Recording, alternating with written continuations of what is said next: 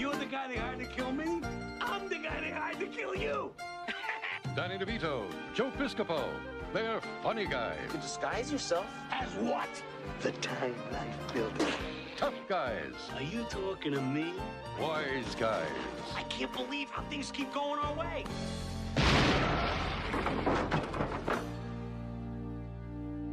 Hello, welcome back to Almost Cult Classics, the podcast. My name is Joe Ramoni, and I'm joined by my co-host, Ryan Lancello. Howdy, folks. Ryan, yesterday was St. Patrick's Day, and we both spent the day watching an Italian mob comedy called Wise Guys. Sure did. 1986, directed by Brian De Palma, written by George Gallo, who we can talk about a little bit. I have a good George Gallo story. Oh, excellent. Yeah. Starring Danny DeVito and Joe Piscopo. I want to give a mention that we have a new Patreon, obviously patreon.com/almostcultclassics, where we have been kind of continuing these discussions after we normally would, and we put those discussions up on Patreon. I also try to, as soon as we record the episode, as long as there doesn't have to be any extreme editing, I kind of just throw the discussion right up on Patreon. So you get that early, you get some bonus discussions that we record. Yeah, I don't know if you guys had heard. We did that whole cameo thing, and I tell the Vin Diesel story. That was a Patreon thing, and we were like, let's put this one out. So just to give you guys an idea kind of what we're doing, behind the paywall, I guess, as you can say. Yeah, and you have a listener you want to thank. So the last episode we did was Cool World, Ralph Bakshi, and I was saying how I really wanted to see that there was that Rebel Highway series that Showtime did with all the different directors, and they were doing kind of like throwbacky type movies, and he did Cool and the Crazy, and I couldn't really find it. I mean, I think that you can get a DVD of it used. For what I can tell, it's out of print. But big shout out to Brian Kish, who sent us a copy of it. I watched it. It was exactly what I was hoping it would be. It's not the greatest movie, but I got to say, man, I really appreciate that. Brian Kish, good boy. Thank you very, very much. Yeah, we talk about a lot of lost media at times. As a matter of fact, the DVD I watched Wise Guys on is from Warner Archive, which I don't know. Are you that familiar with what they're doing over there? No. They basically burn DVDs to order. So Really? yeah, they take their entire kind of back catalog. So there's no more real out of prints for Warner Brothers. You can go on. Pretty cool. Yeah, if you look at it, it's a very generic DVD. There's not like a ton of special features. It's really like simple plastic. It's not anything extravagant. Sure, the yeah. box. I'm looking at it now. Actually, let me Take a look at it. But yeah, they do great work. But sometimes we can't find the stuff we want to talk about, and I couldn't find Cool and the Crazy. Yeah. Like I said, I could have bought a used DVD, then I'd have to wait for it, and like I kind of wanted to talk about it. And Joe sends me an email the other day. He's like, yeah, Brian got in touch with me, and I had no interest in watching it, but I know Ryan None. would. And I did. I watched it immediately. I like, once again, Brian Kish, thank you very much. Yeah, so if that comes up, if we ever talk about something you have access to and can share it with us, we'll definitely make it worth your while with some exclusive Patreon stuff. Yeah, we'll try to hook him up with a Patreon. We'll figure that out. Yeah, we're gonna get in touch with him. But yeah, back to De Palma and Wise Guys. What'd you think of Wise Guys? So it's funny. I had seen it before, and so I'll start off with an apology to my father. This is years and years ago. He was just like, "Hey, have you ever seen Wise Guys?" I'm like, "No." He's like, "It's really funny." I think he had rented it or something. He's like, "You should watch it." So I did, and I was like, "What a fucking piece of shit, stupid movie this is." And it's not that bad. Like, sometimes you watch a movie, and maybe you're not in the mood, or you're you're not really paying attention, or it just doesn't click with you the first time. This time around, it clicked with me. I enjoyed it. It's a lot of fun. Yeah, it's silly. But it's good. It's good times. It sits at a 5.7 on IMDb, which I don't think it in any way reflects what the movie is. I mean, I know you can't really go by that anyway, but that just feels like way too low for it. Way too low. I'd give it a 7 at the very least. Yeah, I don't know. We wanted to do this because we wanted to talk about De Palma a little bit, because it's kind of the black sheep on his filmography. Well, I think there's a couple others that are way more black sheepish. Well, I just mean like at the time this movie was made. Oh, for sure. Yeah. Yeah, because what did he do before this? Scarface? Or no, was it Body Double or Scarface? I think it was Body Double. Because he goes Scarface, Body Double, then Wise Guys. Yeah. Which all three of those couldn't be more different. Yeah. But I mean, I get why. I get why he wants... I actually respect the fact that he could make such a dark movie as Scarface and then go on to something like Wise Guys. It shows that you can adapt your style to the different genres really well. Yeah.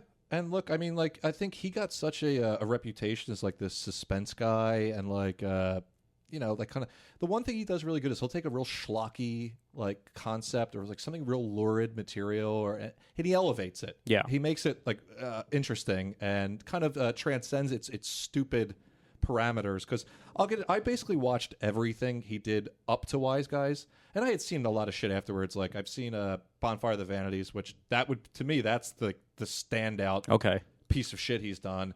But Carlito's Way is after Wise Guys. I've seen that. There was 5 movies I didn't watch. Or no, I'm sorry. There was only 4. The first movie he did, Murder a la Mode, which I think on the Blowout Criterion, it's on there. You can watch it. It was the first movie he did. It was like a horror. I just didn't feel like watching it, so I didn't. I didn't watch The Wedding Party because I watched Greetings, which is based on release. That's his first feature. Okay. And I fucking hated Greetings. Like, you get to see, with Greetings, I think The Wedding Party... Was that the one I thought you would love? Or Yes, that was the one. No, Hi Mom. Hi Mom. That which was I actually did like. Yeah. But so it has you written all over it. Kind of. A little bit. I'll put it to you this way. So Greetings, I hated because it does this thing where I'm sure at the time it was very interesting. He even says he was basically trying to rip off Godard.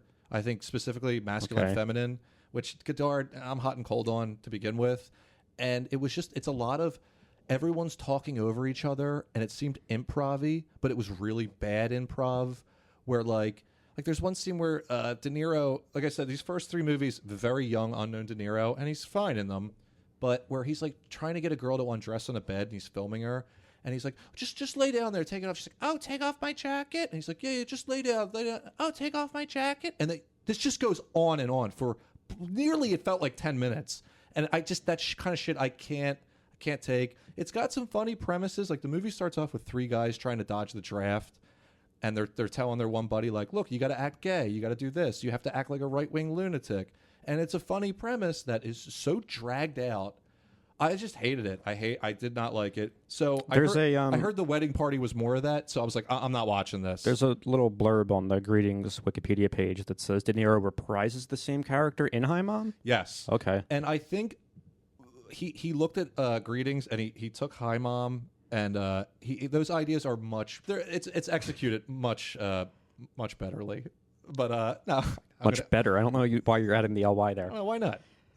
When I looked up Hi Mom, though, it was like young De Niro. It's like the Ryan Lancello bingo card for a movie he'll enjoy. War overtones, 70s New York, young De Niro before he sold out. That kind of radical leftism of the era. It all comes full swing. Honestly, it's a much better movie. It's funnier. The ideas are tighter. Okay. And there's a really good sequence where like there's this group of people that are advertising for this kind of play called Be Black Baby, and they're kind of like black militants or whatever. And the movie switches to like black and white 8mm. Oh, this movie really, like, it seems like you made it in the 70s and you've come to the future to talk about it. But it's cool. Like, it sticks. It's like it commits to that thing for a long time. And it's good. Like, they show like the play, and like the play is like basically these black militants fucking with these like rich white liberals to show them what it's like to be black. I liked it. I thought it was well done. Again, did you make this movie? Shut up, dude. They're going to figure it out. We have the Primer time machine I'm sitting in Joe's here bedroom. with Brian De Palma. Ryan De Palma. Ryan De Palma. But after that, what else did I skip? I skipped Get to Know Your Rabbit because apparently I also, like, this is another thing I got to say about De Palma. He came up with, like, Scorsese, Coppola, Spielberg, all those guys. De Palma wrote more of his movies than those guys did. I can see that just looking at his filmography now. That I appreciate that. I just think you have more control. You have more authorship. It's more of that auteur theory, if you want to, whatever. Yeah. And it shows. I think you could tell he just really, it's more his movie than maybe someone else's. But I skipped Get to Know Your Rabbit, and even though I kind of wish I didn't, because Orson Welles is in it, but he didn't write it. Apparently, he didn't. He doesn't. The French champagne. I love that clip. Yeah, and then he just had a big experience, and like I have a feeling it didn't have that same authorship, so I was just like, fuck it. And then home movies I skipped too because It was kind of like, it's almost like an anthology thing I think he did when he was teaching it. It might have been Sarah Lawrence with some of his students, which is kind of cool because Keith Gordon was one of his students. Okay. Who pops up later in Dressed to Kill, and he's done his own movies, and he's a Rodney Dangerfield's kid in Back to School. Oh, okay. That's Keith Gordon. Gotcha. So other than that, I watched everything else. Carrie? Yeah, and I'd never seen Carrie all the way What'd through. you think? I thought it was great. Yeah. But after Hi Mom is Sisters. And Sisters I really liked. It's really cool. He starts to really utilize a lot of the shit he gets known for. Like there's an excellent split screen sequence in Sisters. And also in Sisters you get to see William Finley, who after that is kind of the star of Phantom of the Paradise. And he's a great like weirdo character actor. Yeah. Sisters was really cool. Phantom of the Paradise, I fucking loved, man. It's fucking bonkers. It's off the wall. After the movie, I'm like, all right, let me look up the box office here. Not surprised to see it flop. Yeah, it had a tank. Tanked. And you know where it was actually huge? Where? Winnipeg, Manitoba. The movie was huge there. They have they do like a festival over it. And I always remember seeing this movie this was a Blockbuster movie. You see the cover. Yeah, one of those covers that sticks out. And if you've ever seen the film or seen the cover, the Phantom, he wears this ridiculous bird-esque mask. And I'm like, what is this? I would always look at it and be like, who is this movie for? What is this? But this is a rock version of Phantom of the Opera, essentially, right? It's a rock version of Phantom of the Opera, but if anything more, it's more a version of like Goethe's Faust. You familiar with Faust? I have no idea. Faust is the guy who... I know the name. He sells his soul to the devil for blah, blah, blah, blah. Goethe he wrote Faust. Okay. So in it, he's writing a musical cantata of Faust. Dude, it's very meta. That's kind of It's got Phantom of the Opera. It's got Faust. It's got Picture of Dorian Gray references. It's got Cast of Amontillado references. It's fucking nutty. The music's good.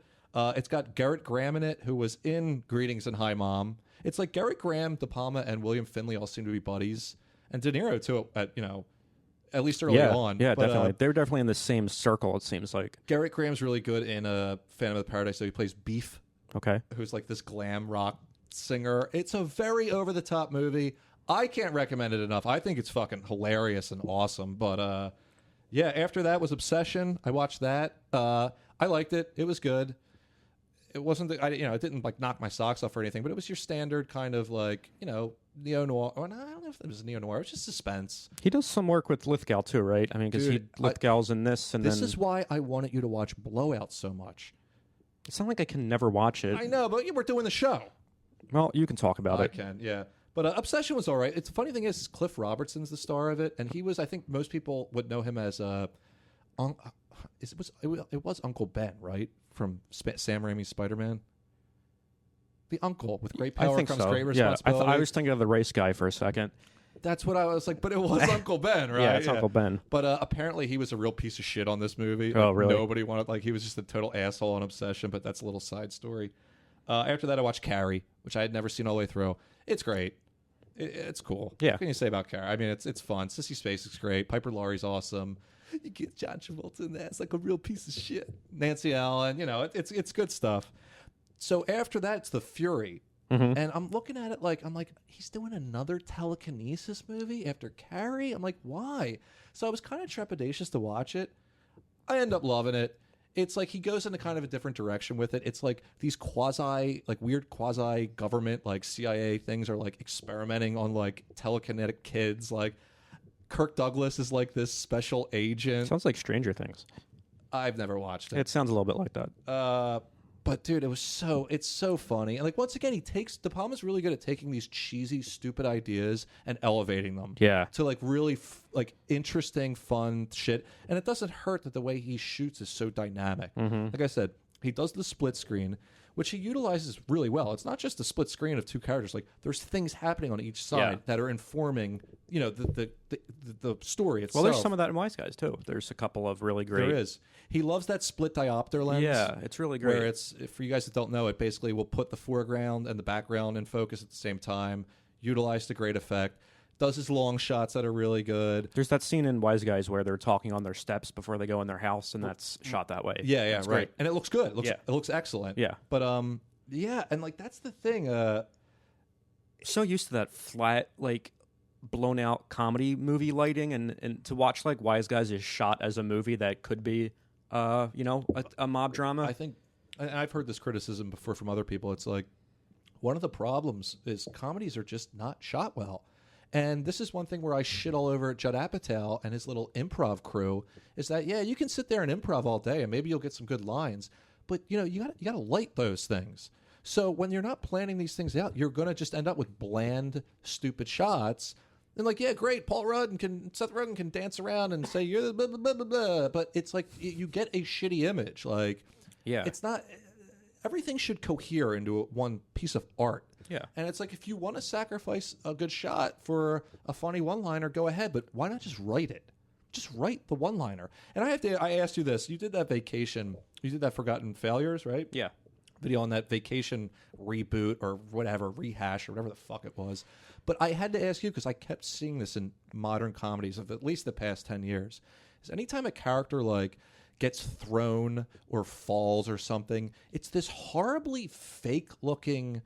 Like, what is that? You kind of explained it to me. It's as far bad. as I know, and I could be wrong, but I was always told to believe, and especially when I was learning After Effects in school, that it's you basically like when someone gets hit by a car, you basically cut that figure out, and then you can contort the shape a little bit and add like a motion blur to it, so it's not that obvious that you're essentially you're playing with a human figure. It doesn't look right if you distort that. So they'll add like a motion blur to it. So when you see someone getting hit by a car, that's why it kind of like it looks real kind of phony for a second because they're distorting it so it works for the context of the scene and it just doesn't look that great. I think it's one of the worst things I've seen in modern filmmaking. Yeah. I hate it so much. Whenever a character gets hit and wrecked by a car or gets punched by something. And I remember really noticing it, and I never seen either of these movies. It was either Neighbors or Neighbors 2.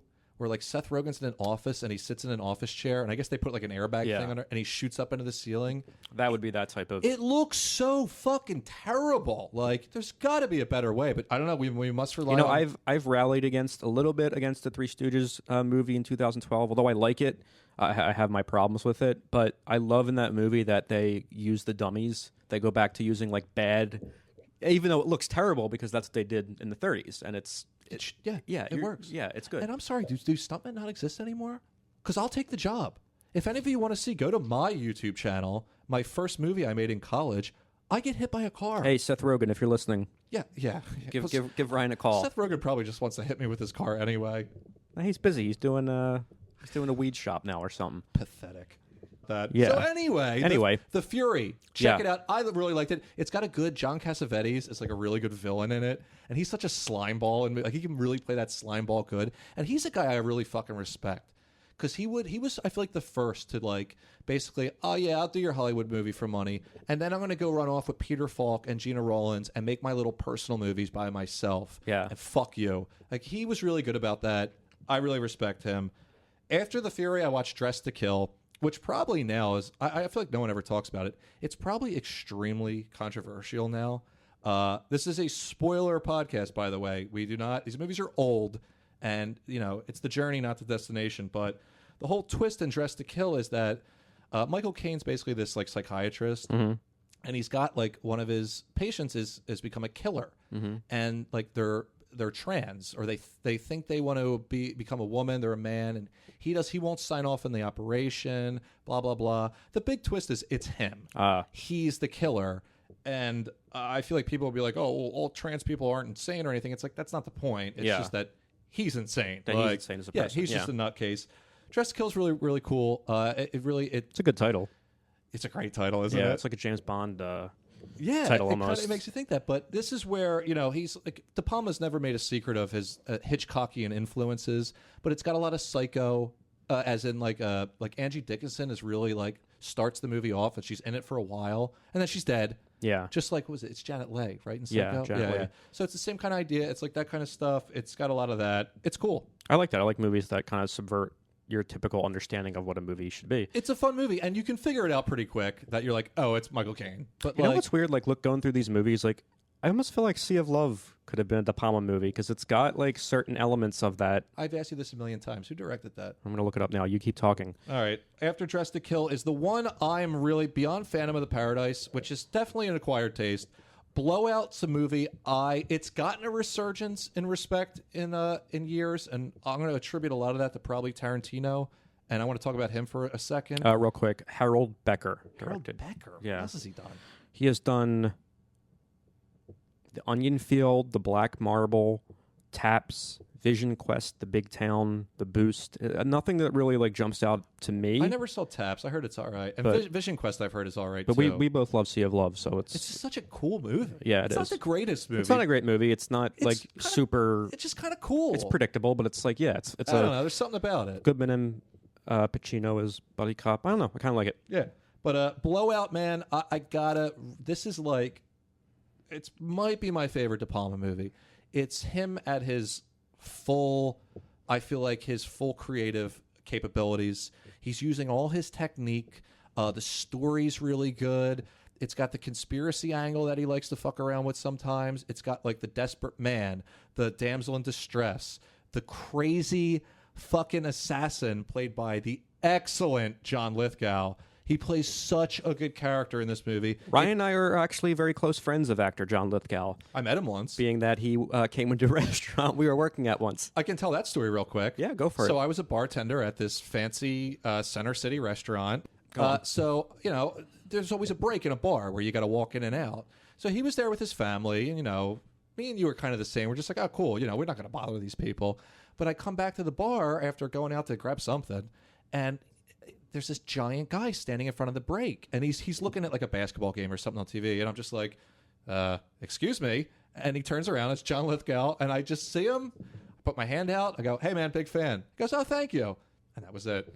He also left his credit card there. He left his credit card there. He came in consecutively 2 nights in a row. Was his daughter lives in town or something? The daughter was graduating or something. And again, we've talked about this in our last sidetracks, which I really recommend you checking out because I think it's a great episode. But we talked about our celebrity interactions. I have met celebrities in the context that I've paid to meet them. Yeah. But when you kind of just see a celebrity that you're not in the context where you're supposed to meet them, it's interesting. And I remember when he came into the restaurant and he was walking through the restaurant. Again, this is in Philadelphia. These are people that don't typically have these experiences. And he's walking through the dining room, and some woman spots him and just turns to her husband and goes, "That's an actor."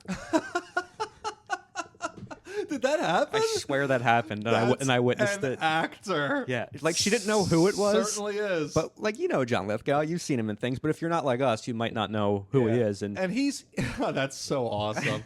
He was in Obsession too. He's really good in that.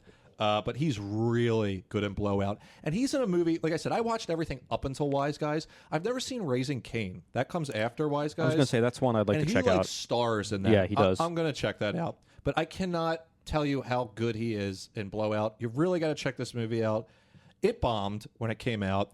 It's got a very bleak ending. And that I won't ruin because it caught me off guard. And here's another thing. I apologized to my father earlier in the podcast.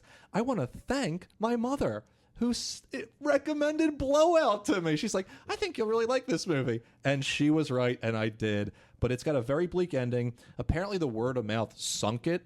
And not only that, it really sunk Travolta's career. Because Travolta, here's the other thing. The movie had a small budget.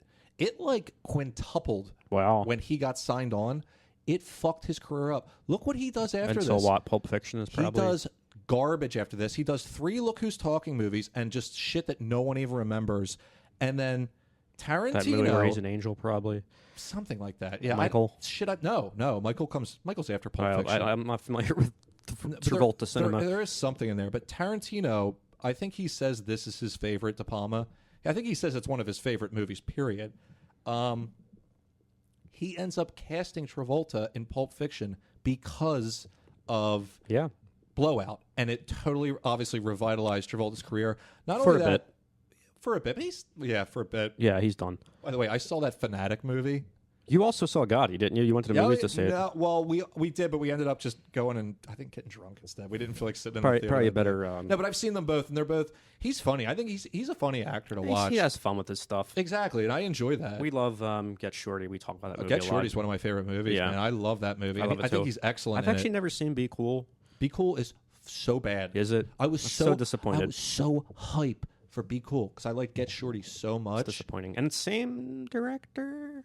I can't remember. No, it's not. It's fucking F. Gary Gray. Oh, that's why. Yeah. And it's not Sonnenfeld. It's not Sonnenfeld. And you can tell. Yeah. But yeah, so Tarantino, sees him in. It's just, and this is years later. But Blowout comes out in '81. Pulp Fiction was '94. Yeah. So it's a good gap. And just it's so cool to think like he never forgot him in that. And here's the other thing too. I got to say this because I had never. I watched, like I said, from Greetings up until Wise Guys. I really got to see the progression of De Palma. Sure. This is one thing I'm really enjoying about this podcast is watching like a director's oeuvre and order. Oeuvre, however you say it. But Hors d'oeuvre. yes, it's hors d'oeuvre, correct. But it's cool. You get to see how they progress and blah, blah, blah. And De Palma really does get stronger, I feel like, with each one. But Tarantino always has that stupid quote attributed to him where he's like, you probably do a better Tarantino than me. It's like, I didn't go to film school. I went to films. And it's very stupid. That was on my Instagram when I was 21 years old, and I was like, I respect the man. He's right, though, because He is right. seriously, dude, if you watch from Greetings to Wise Guys, and then you can watch De Palma after that, this is how you make movies. Like, seriously. Oh, also, I skipped Scarface in there, but I've seen Scarface a billion times. I want to talk about Scarface because I watched it for the first time. We will. It's after Blowout, but... I didn't go to film school. I watched films. If you want to understand how to make movies, watch De Palma movies. Like, he's so cinematic, and it's not like what's the best way to put it? It's not style over substance. It's style reinforcing substance. Like it works. It's poetic. It's contextually correct. Like Yeah. when he uses that split diopter lens or when he does a split screen or a long take, he's not doing a long take just for the hell of it. He's doing it for the context of the scene. I'm telling you, man, you really can learn how a movie should work by watching these De Palma movies. And I cannot recommend Blowout enough. Not only that, I watched the movie that basically directly inspired it, which one I've been putting off for years, Blow Up, the Michelangelo Antonioni movie. I fucking loved it, man. Here's the thing. So Blow Up, a photographer inadvertently photographs a murder. Mm-hmm. In Blowout, a sound engineer inadvertently records a murder. That's where the similarities kind of stop. Blow Up, super cool. I understand why that is a classic. It's a really cool movie. Definitely check that out. Philadelphia. Well, I was talking about the Antonioni one. Oh. But Blowout's good too. Blowout's good too. Blowout's excellent. Blowout and Blow Up. Both great. Really, I would highly recommend checking both of those out. After Blowout, we come to probably, I have to say, this is his most popular film. Most popular by far, yeah. I mean, this movie, I feel like I avoid it for so long because it's so overly popularized, if that makes sense. It's just it became kind of like the poster child for hip-hop for a little bit and just like gangster movies in general. And so I just put it off because I always kind of thought that it was little blown out of proportion. Well, I've fallen into this trap too, where it's like you almost feel like when something's so popular and you hear references to it all the time, you almost basically are like, okay, I get it. Like you think you know what the movie is, and this happens with books, movies, where you're just like, you don't. A lot of times, like sometimes it's happened where I'm just like, oh yeah, that's basically what I expected it to be. But for me, the surprise with it, you missed the nuance. Yeah, for me, the big surprise that I didn't expect was Michelle Pfeiffer's performance, which was she's great in it. And they play off each other really well. Yeah, her coldness does work against his heat. And very even good. Robert Loggia, like another person that doesn't. Harris Yulin too is he's great. He's good stuff. So I enjoyed it. It was. I mean, I kind of guess I always just assumed it would end in a really bleak, dark, depressing kind of manner. That's what the movie's about: the rise and fall. These movies never end well. Yeah, I think that's it's. Everyone wants to say crime doesn't pay. It's cliched, but. You join the mob, you end in a coffin or in jail. Like, you don't win. No one ever retires. It's extremely rare. Well, that's part of what Wise Guys deals with. Right. But after Scarface, God, we can talk about more of this. How good is that scene? There's that one scene where I think it's the Push It to the Limit montage, and they're in the counting room, Remember Oh, the yeah. clock in the wall? Yeah, the whole... The fucking 12 is... Yeah. It's just the camera. But, it's like De Palma gets away with shit like that. Like, Blowout's got a couple little plot holes where it's like, especially the end, it's just like, what are you doing? But it's almost like, who cares? At that point, you give yourself up to the story. Right. Just you're along for the ride. But I don't know, anything more on Scarface you want to add? When it... Pacino's favorite role, by the way. Oh, I'm sure. I like Carlito's Way a lot. I know I don't want to go too much past Wise Guys until we talk about it. We can a little bit. I like Carlito's Way, too. I think it's Penelope Ann Miller. Mm-hmm. Her scenes fucking drag the movie down. Yeah. But Sean Penn's scenes make that movie so good. And Luis Guzman is great in it. He's good in it. Everyone in that movie is great. But that's another one. Is he Puerto Rican? I think so. Fuck, how do I not remember that? He's not Cuban. No, he's not Cuban. But it's... You remember me, Caro? Yeah. Benny Blanco from the Bronx. So good. De Palma does this thing, too, where, like, it's almost impossible to look away from the screen because it's so tense. And he does it in Wise Guys pretty well, too. There's a couple scenes that, for comedic effect, are played that way. But in, like... in Carlito's Way, that scene in the beginning when they're in, like, the bar and the guy, he's reaching into get the beer out of the freezer and he's in the bathroom. And that's the pool scene? Yeah. Oh, it's such a good scene, and, like, man. it's like you sit there looking at the TV, like... Well, here's the thing. So, Tarantino... Look, to get back to him for a second. And here's another thing. I don't know if I mentioned this. Like, I didn't realize how much... Rip-off's not the correct term, but I'm going to use it for the context. Homage. Sure, whatever. Tarantino, visually, not narratively. Tarantino does his own thing narratively. But visually, I didn't realize how much he takes from De Palma, who takes from Hitchcock. Yeah, it's all give and you take. Must rip off people. Yeah. You have to just course. filter it through your Especially own in thing. film. Look, dude, there's nothing new under the sun, man. I said that in the fucking Bible. I think that's what that's from. But it's like, it's true. It's like it's over. Like, you do a Dutch angle, someone else did a Dutch angle. You didn't invent the Dutch angle, but where you place it in your story may be a novel thing. So Tarantino loved Blowout. He said basically, he's like, I knew how to make a movie after Scarface, and I understand that. Everyone wants to like Tarantino. It's a winking thing, but it's also true. You can learn how to make movies just by watching them. You intuitively know that works, that doesn't. Now, I'm not saying, like, we were talking about this before this, like, you can get into it, like, learning lenses and lighting and, all that other shit, but there's a certain thing where it comes to movies, it's intuitive, man. And Scarface is cool. I love Scarface. I've seen it a million times. Yeah, it was great. But you're right, man. That tension he does, and it's a Hitchcockian thing. Yeah, that absolutely. He is the modern master of suspense, I'd say. And I love that. And I love that scene in Wise Guys with the car when he's going to start the car. Like it's comedic, but it's still tense. Yeah. And to get into that after Blowout, Body Double, which I watched it. I had seen it years ago, and I liked it. I watched it again, I think yesterday. I love Body Double, dude. It's goofy. It's fun. It's very Rear Window. It's pretty much like a direct homage to that It's style. got some Vertigo stuff in it, which I haven't seen Vertigo in years. I gotta watch that again. I've never seen Rear Window either. Rear Window's great.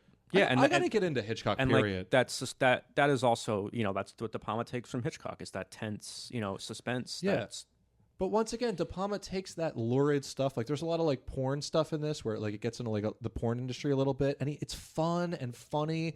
There's a great scene where the main character, he's trying to get close to this girl, Holly Body, played by Melanie Griffith, because she looks like the girl he was obsessed with that got murdered, and he basically auditions for a porno and gets the role, and it's the silliest porno set. It's so funny. Frankie Goes to Hollywood is doing their song Relax. It's like a live performance, and they're leading him through this like club where he eventually like bangs Holly Body in the bathroom. It's really funny. It's so anything De Palma is doing with like when he does stuff like Blowout and Body Double or Phantom of the Paradise, where he's dealing with like the film industry or the music industry. It's really fun, and it's just he puts an interesting like view on it. I don't know. Body Double's really over the top. I love it. I think it's a great, great movie. But after that, we comes to Wise Guys. We're finally at Wise Guys. That's such a weird like trajectory as far as he goes. Like, you do Scarface and Body Double and then Wise Guys. It's an interesting choice. And I actually I pulled the review. I looked up a couple reviews Wise Guy's not that critically hated, actually. Like, I was kind of surprised by that myself. I think, God, did Ebert give it 4 stars? Ebert liked it, and I was going to pull that review, but Pauline Kael was always the biggest De Palma champion. Like, she loved De Palma. I read a Ebert review during the Cool World episode, so I figured I'll go with Siskel for this one. So this was Siskel's review of Wise Guys. Big laughs, found language to the point of absurdity, and one hilarious screaming performance atop another combined to make Wise Guys one of the funniest times you will have at the movies this year. Wise Guys is a mobster comedy featuring 2 likable low-life friends, neighbors, one Italian and one Jewish, who are pretty much the Laurel and Hardy of their local mafia chapter. Some people may argue that there's nothing funny about the mob, and they're right, but Wise Guys isn't about the mob. It's about a couple of lowlifes trying to keep afloat while every one of their cronies is trying to drown them. Yeah. Yeah, nail on the head there. I mean, it's pretty accurate. It's a mob comedy that doesn't take itself too seriously. I thought the ending was a little kind of like they threw together. I thought the ending was a little sloppy. A little bit. There is a performance in this movie that I feel... So you sent me a text. I think it was worded like, get ready for the best mob character. And I have to assume you're talking about Lou Albano. Of course I am. As Frankie the Fixer. It might be one of the greatest film performances I've ever seen. He's really funny in it. You're right. I looked up, because after I watched it, I just wanted to watch his scenes again. So I was like, someone's got to do a YouTube best of compilation. It's not there, so I'm going to do one and put it on our channel. Cool. I'm gonna do. That's a great idea. Because I remember when we did Cabin Boy, we talked about David Letterman and his 2-minute scene. Every line he has is quotable. Every single line that Lou Albano has in this movie is quotable. It's really good, and like not only that, like he's just kind of screaming the whole time, but his eyes don't really emote. Like he plays it good, like dead-eyed. Yeah. Like it's funny. Like he just seems like a mindless like. And wrestling skipped me as a kid. Like I was never into it. I missed a lot of it. So I don't know much about it, or him for that matter. I don't know what I know. I did a little research on him after the fact and saw that he kind of was a wrestler. Then he got into manager, and that's where the character kind of came from. Okay. He's in a lot of those Cyndi Lauper videos, and we talked about him on Super Mario Brothers because he played on that stupid show. Super Mario Brothers. Any of you have show. Nostalgia for that? Get over it. And although there is that clip you showed me where he does the drug PSA. I actually went down a wormhole. So funny. You're gonna go to hell. Yeah. And if you do drugs, you're gonna go to hell anyway. You go to hell when you die after doing drugs. It's it was so good. And that's pretty viral at this point. But essentially, I went and looked up. He did a lot of those like PSAs because he played Mario, so they were like putting him in things where, and for whatever reason, that one where he does the no drugs, like it starts off so. A 1, and then it goes to a 10 real quick, where he's just like, "Oh, and if you do drugs, you're gonna go to hell when you die." It's so fucking funny. But man. yeah, and you know the thing about him, and we'll talk about him more as we get to his scenes, was that like that character could have been like a Mike Starr, like someone we liked, that could have just been like a heavy set kind of mob guy. But the fact that they went with him and he just dials it up and makes it so much better because he's so absurd. And not only that, I mean, a lot of great supporting cast in this movie. If anything, I was a little disappointed Frank Vincent to get more to do. Yeah, I wonder if he's just there because they're like, it'll be fun to put Frank Vincent in this. I feel like Frank Vincent I feel like he had a standing contract where if a mob movie was being made, he got a part. And I wanted you to say something stupid so I could imitate Phil Leotardo from The Sopranos and go, my estimation of Joe Ramone as a man just fucking plummeted. Oh, Jesus fucking Christ, Christopher. It's a very emotional situation. His daughter's getting married. Dan Hedaya, Harvey Keitel. Who's Dan Hedaya is great. Yeah. Harvey Keitel, I don't know what it is, man. He walks on the screen. He has got some fucking presence. Yeah. I just love Harvey Keitel, dude. Yeah, he's goodness. He doesn't even do much, and I just like him. Let me go through the box office numbers real quick because that's also pretty interesting. It does flop, and pretty hard at that. But essentially, it opens at number 6. And number 1 is going to be Legend, the Tom Cruise movie. I've never seen that. 2 is Murphy's Law, which is a Bronson movie, Charles Bronson. Okay. 3 is Money Pit in its 4th weekend. People hate Money Pit, I don't think they do. I like it. it. I feel like it's like reviled. No, at least it's a fun critically. movie. I remember loving it as a kid. It's a good movie. 4 is Police Academy 3, back in training in its 5th weekend. 5 is Gung Ho in its 6th weekend. I've never seen Gung Ho. I hear it's awesome. I've only seen the poster. I hear it's very good. But yeah, Wise Guys number 6. So it really, April 18th, that is, it comes out and doesn't really. It fizzles and then just gets buried in obscurity pretty much. I think he regrets making this movie, but I think it was more of basically a studio greenlit it, and then the regime changed. Yeah, that's what I heard. The studio heads changed as it had been greenlit. Right. Well, can we talk about Screenwriter? Yeah, I was going to say, he didn't write this one. Yeah. George Gallo wrote it. And Who wrote one of our favorite movies, Midnight Run. Yes, which is excellent. Yeah. Excellent movie. That's directed by Martin Brest, who ruined his career later, which probably unfairly, but whatever. I think we've talked about that. Gigli? Yeah, we talked about it. A little bit. But yeah, Midnight Run, wow. Yeah. But George Gallo went on to direct a movie called Trapped in Paradise. You've seen that, right? Yeah.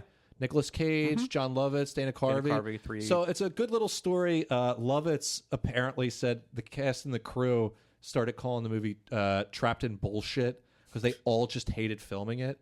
And apparently George Gallo was so like checked out. Like he was just telling them like his direction was, yeah, do what you want. Apparently Nick Cage like directed that movie. Wow. That's what I hear. Like a large portion of that movie was Nick Cage like, I was going to do a Nick Cage. He was going for it. I was going for it, but I can't place it in my head at the moment. But it was just him, like probably like, okay, Dana, like you do this, and John, you do that. Yeah, it's like, not that's directing that. It's not a bad movie. It's like your typical like holiday comedy in the 90s. I remember enjoying it. Yeah. It's nothing special, but I like the idea of like I always love thieves. I do too. Stuck in a situation. I like them pretending to be other people. They're all pretty unique. Like Nicolas Cage is the good-hearted thief. Dana Carvey is like a total kleptomaniac. From what I remember, he's just stealing everything. And I think John Lovitz was the normal John Lovitz like weasel character. But yeah, apparently that I don't know why he just take a listen real quick to the other movies this guy has written because his career is so all over the place. So Wise Guys is his first movie, then Midnight Run, 29th Street, which he also directs, then Trapped in Paradise, which he allegedly directs. Did he write that? Yeah. Wow, then he wrote. Just imagine writing something and directing it like ass. Yeah. That's so fucking weird. He also writes Bad Boys. Like Will Smith Bad yeah, Boys? he writes Bad Boys. Really? He writes C-Spot Run. David Arquette? Correct? Yeah. And then writes The Whole 10 Yards. Wow, that was the sequel, right? Yeah. I remember hating both those movies. Then he does Codename The Cleaner. Like, I mean, all over the place. Yeah, all and over recently, I thought it might actually end up being a decent movie, but apparently it's reviled. It's called The Comeback Trail. It's got De Niro. It came out last year. Oh, I saw the trailer for that. Yeah, it's like about like they're like making a movie and like it looked. I was like, all right. Okay, maybe this is okay. Was Morgan Freeman in Morgan that? Freeman's in it. Tommy Lee Jones, De Niro, Zach Braff, that's Eddie right. Griffin, Emil Hirsch. Like it looked like it was going to be like it looked cheap from the trailer. Well, I it remember. did, yeah. And I was like, but that made me interested almost. I'm like, what is this? And I think maybe De Niro had to play for the pool cleaner. It's sitting at like a 50 pretty much in all the reviews. And I know, again, that's not to go off of, not a but great metric. 2 million on 25 million. So it does, I mean, pandemic aside, it doesn't do that well. But that's another thing I want to say. Just because something was successful, financially, I saw people saying that to you in your vacation thing in the credits. Like, well, it made money. It's like, the fuck, who cares? Yeah. Like, when has that meant anything? The masses are idiots. Like, No, I mean, it's all about franchise potential and all that stuff anymore. So, making a good one-time box office hit, it doesn't really add up anymore. Yeah, I don't. And I'm sure, Vacation may have made money, but like, it is. I saw other people saying like, it didn't come out that long ago. It's not that. No, that movie's forgotten. Yeah, dude. That movie, it's not being talked about. It's forgotten. So DeVito stars with Piscopo in this. Apparently, De Palma sees them both in Johnny Dangerously. DeVito, was he in that? Yeah, DeVito's in it. He's in Johnny Dangerously? Yeah. I didn't know that. And De Palma apparently sees that, loves I don't know if they have any scenes together. I've never seen it. It's one I'm going to check out eventually, probably. Yeah, the thing I read, fucking De Palma was howling at it. Yeah, he loved it. And Piscopo, I don't know much about, but is his whole like shtick like acting like a kid? Like that's kind of like. So I got to say this. By all accounts, he's a nice guy. Absolutely. Especially when it comes to comedians, you don't want someone saying that because that basically means like, they go, how's he as a comic? I said, he's a nice guy. It means you're not very funny. He means well. But here's the thing. Piscopo was funny. And I got to give him credit in this one. He has this like over the top, like, whoa moments where he's like, but I didn't think he was too. No, he's not ostentatious or anything. But as someone unfamiliar but him and with Eddie Murphy, like on SNL, that right. shit's hilarious. Yeah. Like, but is that his like was his thing kind of acting like a child, like his voice? You know what I mean? He does his voice is pitched in a way. I think kind of, but honestly, I think that's kind of his personality. And we can get into like his stuff. Yeah. I think he kind of fucked himself up by he used to go on Stern a lot with his Kimberly. Yeah, and he did that Joe Piscopo Show thing where it was like so back in the day, you used to be, I don't know if you would buy time on these local stations or what, but he would do like this thing called the Joe Piscopo Show, and there's like, it's notorious. Yeah. You can go watch it on YouTube. I think Opie and Anthony did like a thing where they're trashing it, and also Club Piscopo, but that was years later. Yeah. But it's where he's like singing to his wife. Yeah. You know what it was? He's like trying to be Bruce a little bit, and he's like, Yeah, he's kind of, the problem with Joe Piscopo, I think, is like he's almost too sincere sometimes, and I think he's a little. he's like maudlin a little bit. He can be a little maudlin. Yeah. You took the fucking word out of my mouth. Yeah. Like where it's like, dude, like fake sincerity. Like, yeah, it's like, and I think he just never got past that because I think he probably is just that kind of guy. Like, and don't get me wrong, I think that character works in this. he was fine in this. I Yeah, thought he was I mean, very good. He never bothered me or anything. They do kind of have like that classic comedy team relationship a little bit, and it works. They should be. This is a cartoony movie. Yeah. They play it correctly. They're both good in it. I had no. If anything, DeVito could have dialed it back a little bit. Yeah, and we've praised DeVito before on Death to I love Smoochie. DeVito. He's great. Yeah. So they're kind of like they're involved in the local mafia in Newark. They're kind of wannabes. They want to be. They're basically errand boys. Yeah. For Costello. Who's They're next door neighbors. DeVito's name is Harry Valentini, and Piscopo is Mo Dickstein. And Jewish Italian, their dream is to open the world's first Italian Jewish delicatessen. Italian Judeo Yeah. delicatessen. So they're like errand boys for the local mafia chapter. Dan Hedaya is the mob boss there, named Costello. So yeah, they live next door to each other. Piscopo lives with his mother, and DeVito's character has a family. And they go to this. What's the name of the restaurant? Do you remember? I do not. I think it is Costello's. Actually, it might be. Probably. But they go in there, and I think Piscopo, or I'm just going to use his character name. Mo orders egg cream, and DeVito's. I keep doing it. And Harry's having a cannoli, and that's when the fucking clouds open up, and a ray of sunshine walks into the scene, saying, "Give me a Balboa, give me a beer." And I just love how they're like, "Oh, hey, Frank, how's it going?" And he's like, he instantly just starts like, "Shut up!" Like, So Albano's character, Frankie the Fixer, he's like the hitman for Costello. Yeah. He's the heavy. He's totally brash, doesn't give a shit about anyone, just steps all over everybody. Total piece of shit pig. I didn't even realize and I had seen this movie years ago. I didn't realize it was Albano because Well, he slicks the hair back. He slicks the hair back. He's usually got the has mustache. fro, He's kind got of. He almost looks like Gene goatee. Shalit a lot of times. Yeah. But yeah, he looks different, and he never backs off the no, performance. he dials it in all the way, and then the whole movie, it's just that extreme. Ramps it up. He's if anything. always eating something. Like There's a great scene later in the movie where it's real quick, and it's funny because you see his wife. oh, it's Did you notice that? lobsters. It's Yeah. probably the Junior, get the nutcracker. It's the biggest plate of shellfish ever filmed in a film. Like it's enormous. Yeah. And he's sitting at like this big booth. His kid's across from him, and the wife's in the middle. And she looks like a librarian. And she's just sitting there quietly. It's so funny, man. So he essentially bosses them around. Costello gives them like really crappy errands, like get his groceries. He has Harry start his car, which is the scene we talked about a little bit earlier. Yeah, where- because he thinks it's going to be rigged with a bomb. yeah. So even the neighborhood, like everyone outside's running away when they see him coming. That's a great scene. And I Yeah. also, I like that in mob movies where, the mob is our thing. It's the thing you don't talk about. Like La Cosa Nostra don't exist. Yeah. I like movies where they like acknowledge that everyone knows, like, that's the mob restaurant. Like, everyone runs That's away. their car. Yeah, That's- when Harry's starting the car. sped up a little bit. The all whole the people, town runs away. the whole car. Yeah. And he starts it. It doesn't blow up, but as soon as he gets out, it blows up. It blows up. And they're all taking bets inside. they're taking 'cause bets no one inside. respects these two. Because, And- Frankie the Fixer is calling Dickstein Oh, either dickhead. Dick Meat or Dick Dick Face. Face or Yeah. Dickhead. Hey, no, Frank, it's Dick Steen. Oh, Dick Face. Says it like a million times. I had to look up what a Balboa is, by the way. I'd never. a sandwich, I right? know it's like a roast beef and Swiss cheese sandwich. I was going to but- say, it looked like he was eating a cheesesteak at yeah. one point. So it's Mo's birthday, and they go back to Mo's house, and there's a big surprise party there. Scorsese's parents are in the scene. Yeah, and it's a great joke, too, because Frankie the Fixer shows up, and he's like, why the fuck wasn't I invited? And Mo's like, oh well, you know, Frankie, we're just having like just family, just immediate family. And then a black couple walks in like, hey Mo, happy birthday. It's a great joke.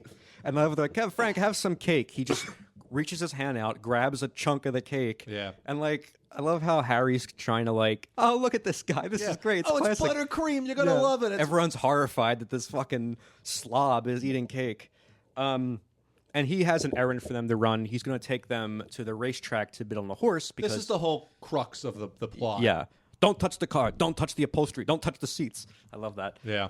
Which comes into play later. Yeah. He's got a big white Cadillac, and he takes them to the racetrack. But one of my favorite lines in the film is, hey, what is this, 20 fucking questions? Because they keep asking him what the...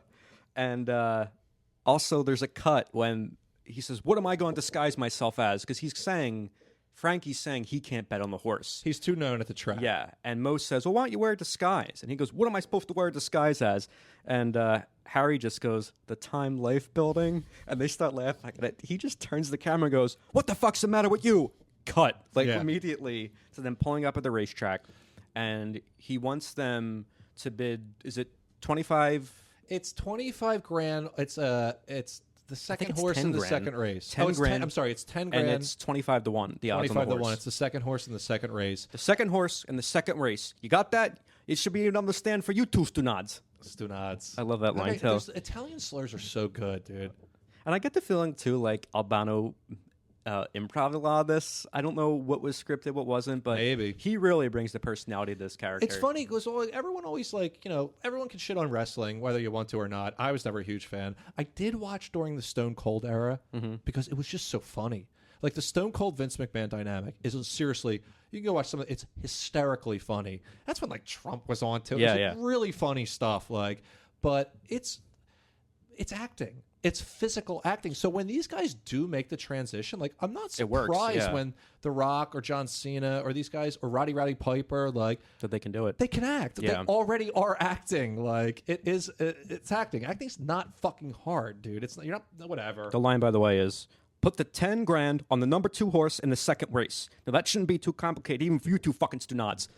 And it said so much more viciously, with so much more venom than Again, Joe's stay doing tuned it. because I'm going to put the compilation of all of his lines together and put it on our channel. Yeah, that's going to be a good one. So Harry comes up with the idea that because they always lose money, Costello never wins on the horses he bets on. Streak. And look at this horse; it's 25 to 1. So they want to take the 10 grand and bid on a horse that has much better odds, and that way they can win, pocket the money. No one's any the wiser. Right. He convinces Mo to do it because of their Jewish-Italian delicatessen idea. They can use the money for that. And he talks him into bidding on another horse who handles himself pretty well for the first half of the race. And then, of course, Costello's horse wins the race. Right. So now they're out $250K. Yeah. And I love when they're leaving. They run into Frank, who's just holding a handful of soft pretzels. Like giant pretzels. Yeah, like 3 of them in his hand. Dude, it's like, so many of them. And he takes them back to see Costello, because Costello just won $250,000. And they're trying to get out of it. Like, we're going to stay at the track a little bit. He's like, don't you want to see the face when Costello, sees his cards? And then it cuts to that shot of him looking at the cards in distress. Yeah. So they fucked up big time. The two of them refused to snitch on one another, even though it was Harry's idea. So this is one thing I really liked about this movie. It's male friendship is an ancient and important thing. It really is. The friendship between two men is a great thing, and they refuse to rat out each other. Not only that, they both take the blame. And it leads to Costello, the Dan Hedaya character, the mob boss, going like, this is very interesting. Yeah, he kind of has respect for them a little bit, but he more or less... It's more that, like... They want to make it a gamble and see what happens. No, it's more, he's like, why do they have loyalty to each other and not to me? That's what it is. Yeah, he can't wrap his head around that. Right. I do like... Because DeVito's wearing a terrible hairpiece in this movie. I love how it's revealed that I thought it was going to be like one of those things where he's supposed to have hair, but it's revealed to be a hairpiece. Yeah, he's carrying it around afterwards. They're drowning him in a fish tank. And Mo's hanging over a bunch of dogs. So, that'd be like the worst way to go. God, 5 Rottweilers that are starving at you. Yeah. Oh my God. So, and not only that, while he's hanging over, he's like, "Dick Meat, who did this?" He's like, I tell you, it's Mo Dickstein. He still has to correct Still trying. him. So I gotta say, I was really surprised at how much, like, Piscopo has gotten such a reputation as like an enormous hack. And I'm not saying that's not undeserved, but he's enjoyable in this movie. He didn't bother me. No, he didn't bother me either. either. Annoy me. No. Like, you know what I mean? No, it's what the character is. The character's supposed to be this like Kind of. And he's not even like a nebbish. Like he's not like he's just So yeah, they don't snitch on each other, and Frank asks Mo to kill Harry, or he's going to kill his mother. Right. And Costello tells Harry, "You need to kill Mo, or I'm going to kill your family." Right. So they pit them against each other. They start to like almost make it like a gambling thing. Yeah. Like who's going to kill who first, and then Frank's going to take out whichever one isn't killed. While they're having this, Marco, who's the waiter at this restaurant, overhears and goes to warn them. because he likes them. He likes them. But that's when Good we have character. that, we were talking about that shot where it's the two of them going in their houses on their stairs and it's the side profile. It's just great. They're both in focus. So Marco intercedes and takes them to church. But of course, Frank, the fixer, and his goons are... Well, they see Marco. They realize like, oh, Marco's going to tip them off. So it's like we got to take out Marco. Yeah. And it's like this church in the middle of the day. And the whole gag is that they're like trying to be inconspicuous, and Frank the fixer has a silencer and a gun. And he's shooting things around them, not them. And it's great too because like they're lighting the candles, and the one candle like explodes, and like they go to the Jew, and they're like, "Have some respect for Christ's sake." There's one where he like blows the hand off a Mary statue, and just one of the goons goes, "Oh, nice shot, Frank! You got the Virgin Mary." Just, shut up. The "do like I do" gag is pretty funny. Yeah, it's good. It's a cheesy gag, but it's funny. Yeah, it's like very Three Stooges-esque. It's Marco gets shot, but right before he does, he tells them, "Do like I do." So they're imitating him getting shot. They're kneeling. and grabbing their back. Yeah, right. Yeah, it's fun. It's so funny. I may have brought this up earlier, but like I feel like so much of this mob shit endures because it was a Family Guy joke, and I always thought it was Brian the dog that says this, but apparently it's Stewie. It's when Peter does the Church of Fonzie, and they're all like, why is this catching on so much? And Stewie basically goes, deep down, everyone wants to be stupid and Italian. So good. That's great. So, yeah, Marco, eventually, they kill him, and now they catch on. Mo and Harry realize that they're trying to kill them both. So they escape Frank the Fixer by getting in his Cadillac and driving away. It's a beautiful caddy. It's a great caddy. And Frank loves the cat. He loves his car. And Harry has an Uncle Mike in Atlantic City who has some ties to the mob and can get them out of this situation. So they're going to go to Atlantic City. They tell their families to get out of town, and they head to Atlantic City, not before they take Frank the Fixer's caddy in for a paint job, get it dyed like hot pink almost. And this is where we get to hear Pink Cadillac by Springsteen. Which this is one thing I learned doing this and going researching De Palma. I never knew this, and I've not hidden my disdain for Bruce Springsteen, who I just think is a phony hack. I won't lie and say some of his songs are very catchy. Like Pink Cadillac, I'm fucking humming it in my head right now. Yeah.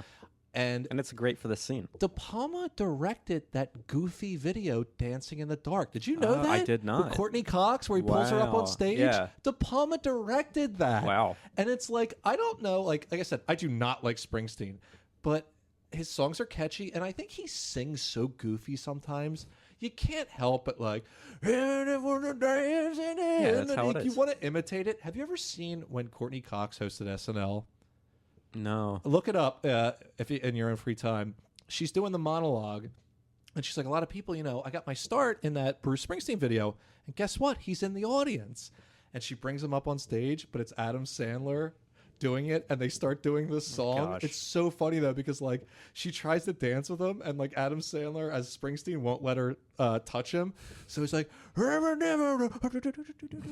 like she won't like he won't get off the stage. It's funny as shit. But and they're like eating cheeseburgers in the car, and they're just dumping the milkshake on the dashboard. I kind of was my favorite scene. They're just trashing it. Like they're like, you know what, fuck this guy. They drive it into the guardrail. But I love how like they're expecting to get like redeemed, but they just decide to fuck up his car regardless. Like do they have like any thought that like, hey, maybe we should painted it so it wouldn't be as conspicuous? But the license plate says says Fixture. They paint it hot pink too, Yeah. and then they just go fuck it, like you Yeah. said. They're dumping milkshakes. They destroy the car. When they pull up to the casino in Atlantic City, it's total. Yeah, he's jumping on. DeVito's jumping on the hood of the car. Yeah, which is a very funny visual. Now, funny enough, the casino that this takes place at is Resorts, which is where Club Piscopo would be filmed. No way. Yeah, that's where he did.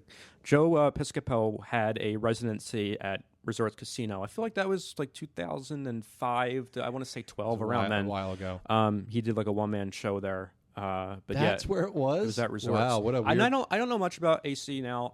I've only been a couple of times. Resort seems like bottom tier casino nowadays. It's like right by the bus depot. Like it's very like trashy place to gamble.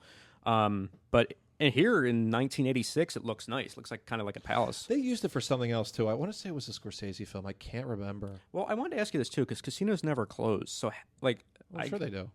I don't think they do. They're open like. Oh, you mean in that sense? Yeah. Oh, not like out of business. Yeah, 24/7. Sure. So like when they're filming this, you can see like a couple of people in the background like eyeing up what's going on. I noticed that a couple times. Yeah. But yeah, so they go to Resorts. It turns out that an old friend of theirs, Bobby D, played by Harvey Keitel, is the manager at the casino. Which earlier in the movie, Valentini, DeVito's character, mentions he's like, I could have went out west of Vegas with Bobby D'Elia and like, you know, blah, blah, blah, blah, blah. And you talked me I out didn't of catch it. that. Yeah, he mentioned, it's real quick. He mentions it earlier. He's like, how him and Mo talks him out of it, you know, stuff, like all Valentini's stupid schemes. But yeah, so Bobby D'Elia, they're like, oh shit, you're here now? You know, I'm looking at the production company now. It's MGM. I would not be surprised if MGM owned Resorts at this time. That would make the most sense to me. It would make sense, sure. Yeah. Oh, by the way, I just brought up Scorsese. You know what's funny? Goodfellas was originally, I think the book is Wise Guy. It's Wise Guy, yeah. And they changed it because of this movie. Is that true? They changed it to Goodfellas because of Wise Guys. I was going to say, Wise Guy's a good title. It is, but they couldn't. They couldn't use it. Yeah, you can't. Well, you could have, but they just... At that point, two mob movies, drastically different. You're not going to... You couldn't. Yeah. And this one's so silly. So they have Frank the Fixer's gold card, which they use to get a suite. Mr. Roccavano. Thank you, Mr. Roccavano. They keep doing that. I feel like it's like they're doing like a Gleason impression almost, where it's like, thank you, Mr. Roccavano. And like, did you get fat? Is that what it is? Are they doing like Gleason? It seems like that, but it's almost like the way we do shit when me and you are fucking around. And it's like you're just referencing something that's just out in the... like if we do a hot chat. Our close friends and family hate us. Oh... I don't, yeah. Thank you, Mr. Roccavano. Yeah, you're right. I didn't think about that. Yeah, it does. I think it is. They're doing like a Gleason thing. And they're like going all out, getting new luggage, getting new clothes. Suite. They got women bathing them in this suite. Mm-hmm. And you know, like it's weird, like being a modern movie fan. Like you almost have these moments, like wouldn't Frank the Fixer get the credit card alert like instantly on his? Like you don't think that like in the 80s it was like it took a little bit before you could find out who was using your credit card, right? And eventually he does because, as Ryan said, he's at a restaurant eating a mountain of seafood. It's the biggest plate of shellfish I've ever seen in a movie. And he goes to pay, and the waiter has to cut his card in half. And he grabs the waiter, throws him on the table. He just says, "Junior, the Nutcracker." And his son, a little chubby son, hands him the Nutcracker. And I guess one of the goons steps in at that point. Yeah, they're like, they're in Atlantic City. Yeah, Frank, come on. Because some other guy saw them there. But by the way, I've seen this in other movies. Did they cut up cards back in the day? Would they? I guess. I think, like, I don't know if that's a movie trope. I feel like it's like there's no way you go to a fucking department store and it's like, hey, your card's been declined. I have to chop it up now in front of you. There might be something of, like, I don't know. I could be wrong. Especially because you use that old-fashioned thing with the credit cards. Right. Which if you ever worked in a restaurant that lost its power, that thing gets on. You're like, where did this come from? They all have They them. would blow dust off it and bring it out. That's right. So they end up going to Uncle Mike's and Aunt Sadie. I loved Aunt Sadie. Aunt Sadie's great. And Grandma's great, too. Yeah. Grandma lives with them, and she's making her famous bolognese, her meat sauce. And, you know, Harry just wants to go see Uncle Frank or Uncle Mike. So he's like, you know, can I go see Uncle Mike? Where is he? They're like, he's upstairs. So he goes in Uncle Mike's room, and it's a huge essential shrine and his ashes. Uncle Mike's dead. I wanted to ask you this. I forgot to look it up. That picture over the urn of Uncle Mike. Mm-hmm. Dude, that looks so familiar. Oh, I didn't. I don't know if it's an actor or maybe someone. Is. There's got to be some like one of our listeners can let us know who that is, dude. I'm telling you, the second I saw it, I'm like, it was on the tip of my tongue who that was, and I just forgot to look it up. Especially knowing how like all these like De Palma and Scorsese were like kind of tied together, I'd be willing to bet it's like some reference to something, man. Or something. I know it is. I fucking know it is. But he's dead. He's dead. Uncle Mike is dead. And again, talking about Piscopo, like even being over the top, I love his reaction. He comes upstairs and figures out what's going on, just grabs his head and starts screaming right at the camera. It's great. But this is like your typical best friends get into their conflict fight scene in the movie when one lied. This is the part of that, yeah. That's one thing that gets so tiring to me in these. And I get it; it has to do this, but like it's that. It's just I don't know. You know what I mean? Like it's so predictable. It like, had to happen though. You lied to me. I don't want to talk to you anymore, and they go their separate ways. Not only that, don't forget they still have not revealed to each other that they have to kill each other. Yeah. So Piscopo goes back to the hotel, and he's like trying to convince himself, like, I now have to kill Harry. Yeah, he lied to me. I love how me and you just alternate between we'll call the characters their names or the actors. We'll never. I've got them in front of me, so that's the only reason I can remember. But we'll never get over that. No. I don't give a shit either. But so while Piscopo flees, basically DeVito's Harry Valentini there you go. Confesses to his grandmother what happened, and she goes, "I never wanted to tell you this because you never called me." But your Uncle Mike, he leave you something. He's got a hat box full of money. Yeah. It's like maybe $12,000. Mm-hmm. And he's like, oh, this isn't enough, blah, blah. And she's like, classic Italian grandmother. She's got like almost $1 million stashed under the mattress. Yeah. So he's got enough. He's got the $250K. But, you know, as we all know. Once you fuck the mob over. You're dead. Yeah. The money don't take the money. Yeah. But. So Frank the Fixer pulls up in AC. They track him down the resorts, and he sees his car. And I love how he's freaking out about the car. And, the valet comes up and goes, sir, are you a guest? I'm a guest of your ass. And then it just cuts to them walking through the lobby. He's real pissed off. Finds out that he already has a suite at this hotel, at which point Bobby D steps in, Keitel, because he doesn't want a scene in his lobby. And he puts them up at the motel across the street while they figure things out. I thought that was funny, too. He didn't even have a room in the hotel. No, like, the motel across the street. And we cut to these guys in the motel. And I swear to God, I must rewound this scene 3 times because I just couldn't stop laughing. It's very funny. It's the sheer visual of Lou Albano wearing just a towel. With his fat stomach. Laying on the motel bed with one of his goons trying to, struggle to clip his toenail. And by the way, I've seen this in other things. Is there anything funnier when someone clips a toenail and it hits someone else in the face? It's so funny, man. And I love the goon just has a line like, why do I always get stuck doing this? He goes, you know damn well I can't do it myself. And I'm not doing this guy justice, man. He is. No, I'm looking forward to the montage. Oh you my cut together. God! I know you'll do it right. And I thought that does Mrs. Fixer do it for you at home, Frankie? He goes, mind your damn business. And then the other goon is like playing with a piece of linen in the back, and I think he's cleaning a gun. He's cleaning a gun that he picks up, and he goes, "Man, this is the strangest pillowcase I've ever seen." And Frankie just goes, "That's my underwear, asshole."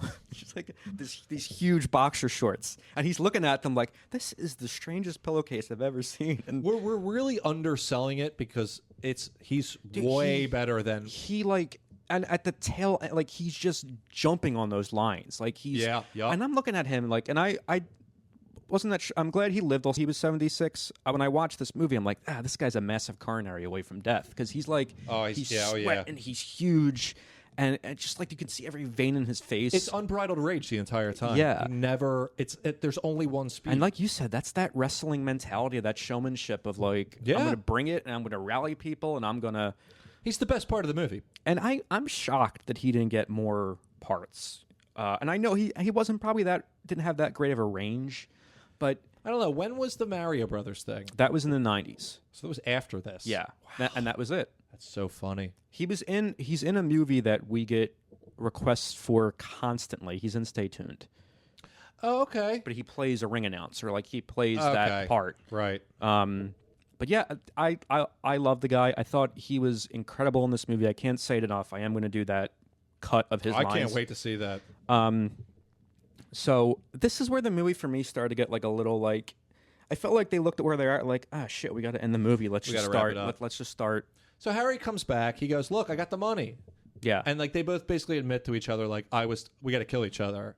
And they go, okay, fine. And Harry basically says, like, Bobby D's taking care of us. It's all smoothed over. This is where I'll agree with you. Remember he kisses him on the head? And he goes, why'd you kiss me? Because generally that means, like, you're done. Yeah. Like, but he's not.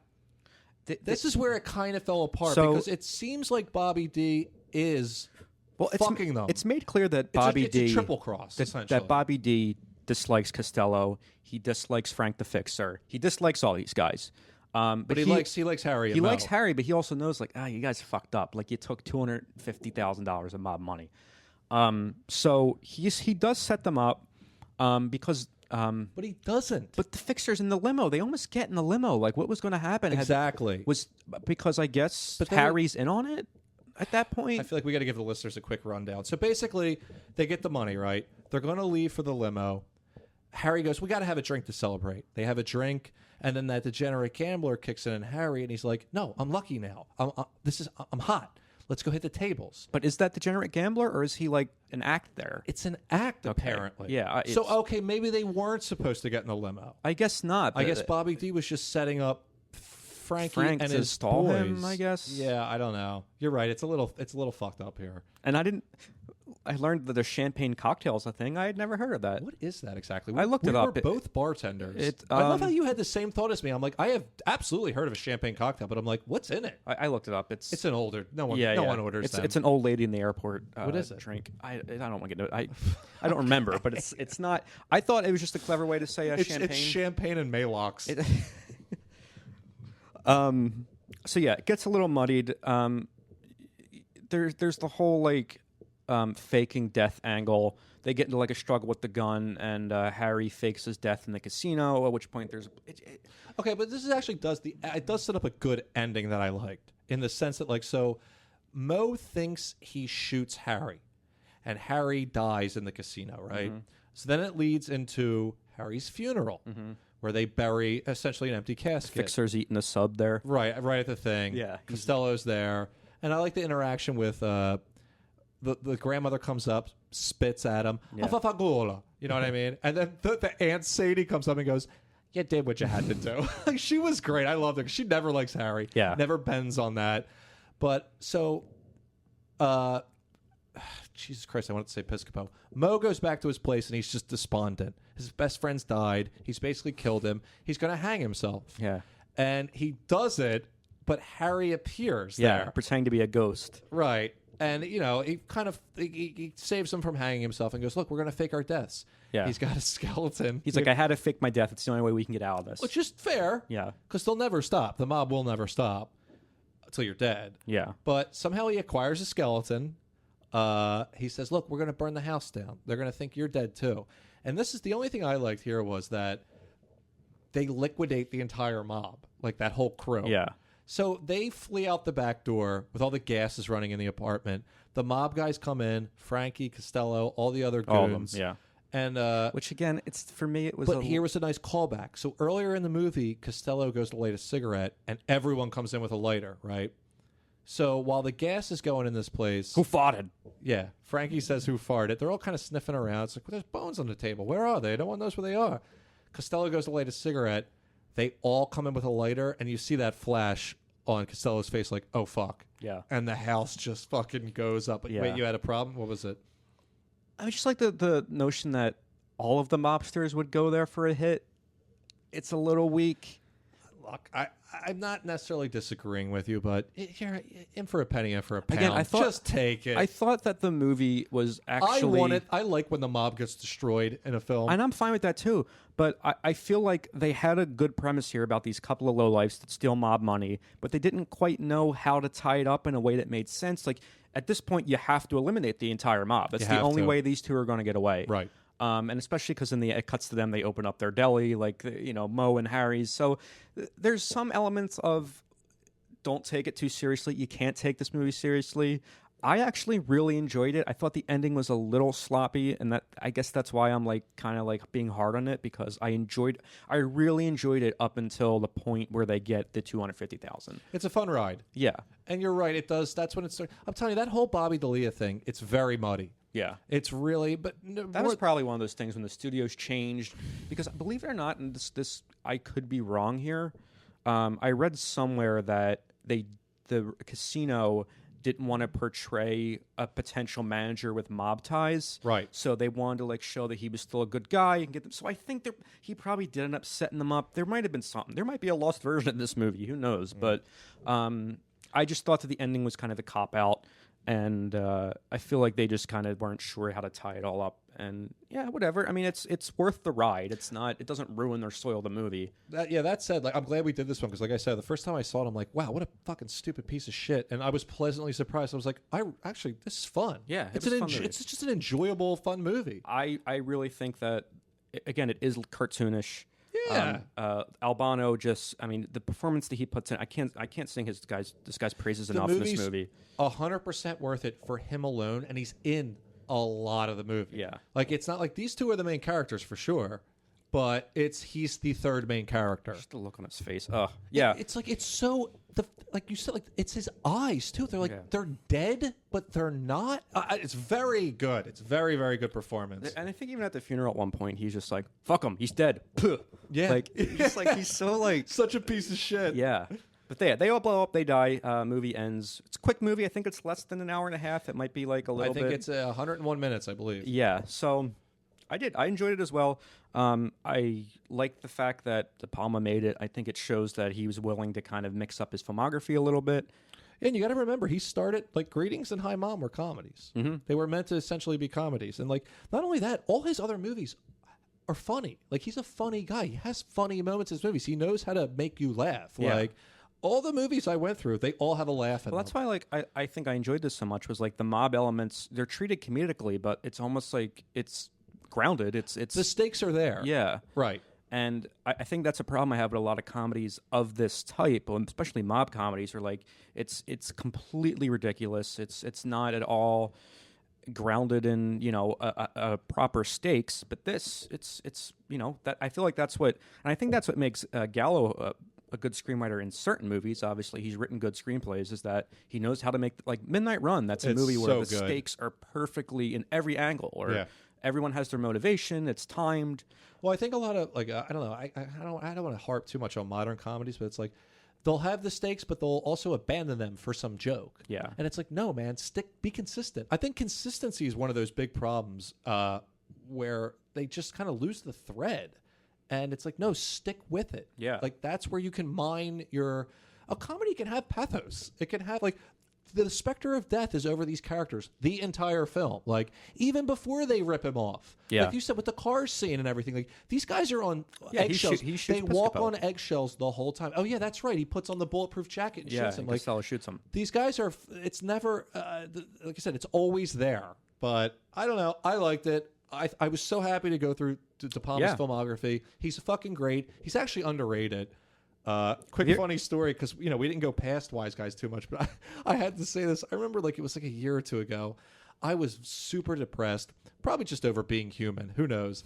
But Mission to Mars was on TV, and I was crying at the end of it. Jesus. I like Mission to Mars. It's not a bad movie, even though it's based on a theme park ride, apparently. But Is it really? yeah. But it's good. I don't know. Mission to Mars is fine. I love Gary Sinise, though, so I don't know. Maybe that's it. Yeah, and it's cool. It's got a weird... De Palma won't shy away from weird conspiracy shit no, yeah, not or at all. weirdo ideas. Like, Mission to Mars has a weird ending and concept. Like, fuck, there was... Can you bring up De Palma's filmography? I'm on it right now. Quick? What was before Mission to Mars? It was Snake Eyes. I would like to revisit that on this podcast one day. Snake Eyes is good. It's another AC movie. I've seen it once. I thought it was cool, and I've been wanting to watch it for years. Check it out, man. David Koepp wrote it. I want to maybe revisit that on this podcast. We'll see. Listeners, if you'd like us to do Snake Eyes, let us know. Let's do some Nicolas Cage movies. I'd be I'm so saying. into yeah, that. we could get in. We've already covered De Palma. Let's get into Nick Cage. Yeah. Because Leaving Las Vegas is such a hard movie to watch. It's so good. It's so fucking good. He is so good in it, please. Have you seen Mandy? No. Mandy's a cool movie. I heard it's cool. But, I wanted to see The Color Out of Space, too. Lapse of Judgment, I watched Willy's Wonderland. Does he speak in the movie? Not a single word. That sounds awesome. It's in theory. It's not. You didn't like it? I don't want to spoil it. Actually, no. Don't see Willy's Wonderland. You didn't like it? It's really lame. It's a fun premise that they kind of just go nowhere with. That's fine. I would love to do that. Did he get wiped out by Madoff?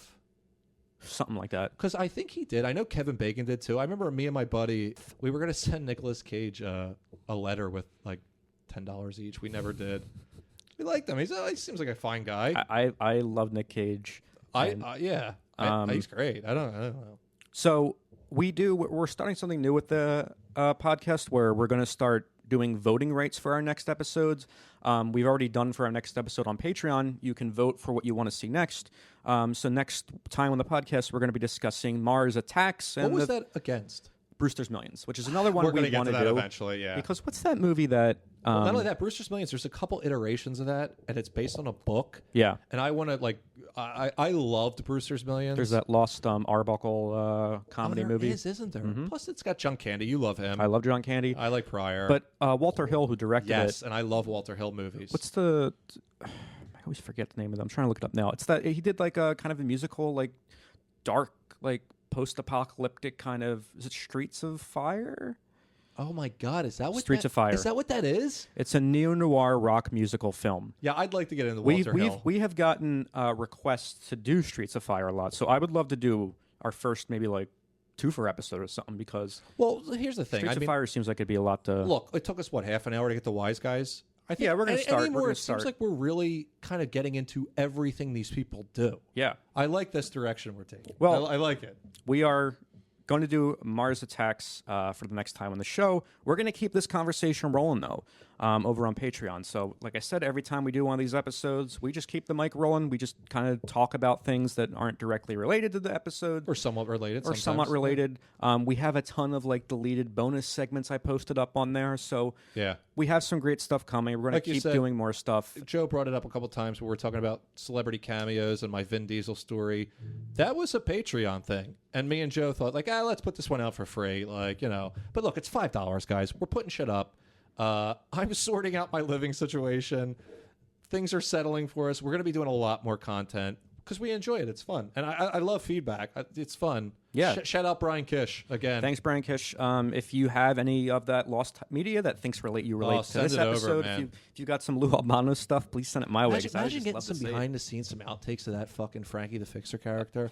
I'm sure it's there. The DVD's got nothing. There's probably hours of him fucking screaming at the camera. Yeah, and I'm going to give it, right before we end, Warner Archive. That's where I picked up Wise Guys on DVD. They basically burn DVDs to order. So with Warner Brothers, nothing's really out of print anymore because they, on their website, they have, you can go through it. It's hundreds of films on their catalog. They have great sales. It takes a while to get because they have to burn the damn things. But check them out. And yeah, if you got any stories about Wise Guys, get in touch. We're almostcultclassics@gmail.com and on Patreon at patreon.com/almostcultclassics. Hit us up at the email, send us suggestions, movie theater memories, things you'd like to hear us talk about, whatever you guys want. As always, thanks for listening. It was a pleasure, Joe. All right, we'll see you next time.